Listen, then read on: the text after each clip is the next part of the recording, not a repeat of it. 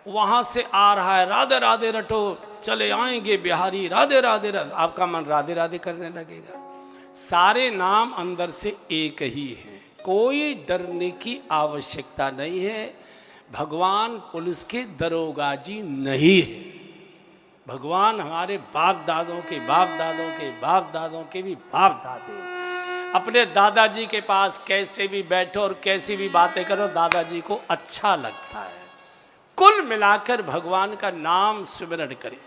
इधर भगवान ने कहा कि जामवन जी, भारत का दक्षिणी कोर, भारत माँ के चरण में यहाँ भगवान शिव का स्थापन करना चाहता हूँ। भगवान ने यहाँ रामेश्वरम की स्थापना की है। बहुत विधि विधान से भगवान शिव का पूजन अर्चन किया है और भगवान ने श्रीमुख से घोषणा की है कि जय रामेश्वर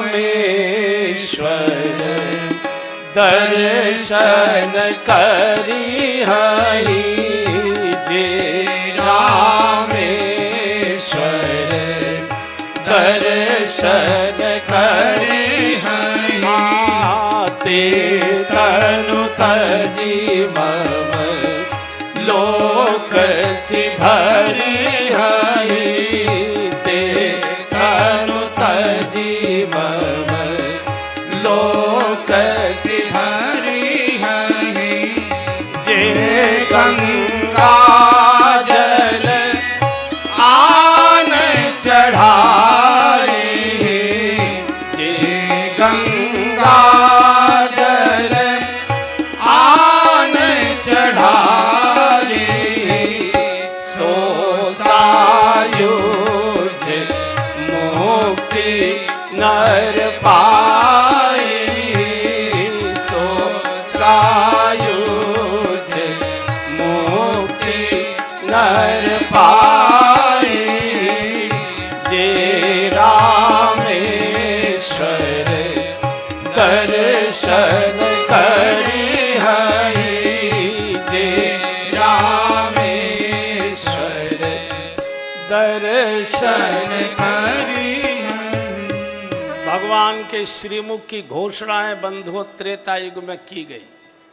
जो रामेश्वरम भगवान का दर्शन करेगा, जो गंगोत्री का गंगाजल लाकर रामेश्वरम भगवान का अभिषेक करेगा, वो मेरे लोक में स्थापित होगा, लोक में निवास करेगा और मेरे साथ निवास करे। जे रामेश्वर दर्शन करई, ते तनु तज मम लोक सिधरहि, जे गंगाजल आन चढ़ाए, गंगोत्री का गंगाजल लाकर जो अभिषेक करेगा, शिव उसके ऊपर हमेशा कृपा रखेंगे। भारत की एकता और अखंडता का कितना दिव्य सूत्र, सिद्धांत और मार्ग प्रभु श्री राम देकर गए हैं। देश की एकता और अखंडता न नारों से होती है, न किसी बल के भय से होती है, कोई न कोई नीति निर्धारित करनी पड़ती है।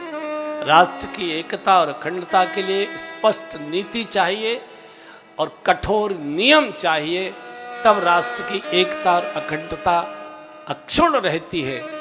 भगवान कितने युगों पूर्व की बात, क्यों दक्षिण का व्यक्ति गोमुख आएगा गंगा जल लेने के लिए, आधे भारत की परिक्रमा करते आएगा, फिर गंगा जल लेकर लौटेगा तो शेष आधे भारत की परिक्रमा हो जाएगी।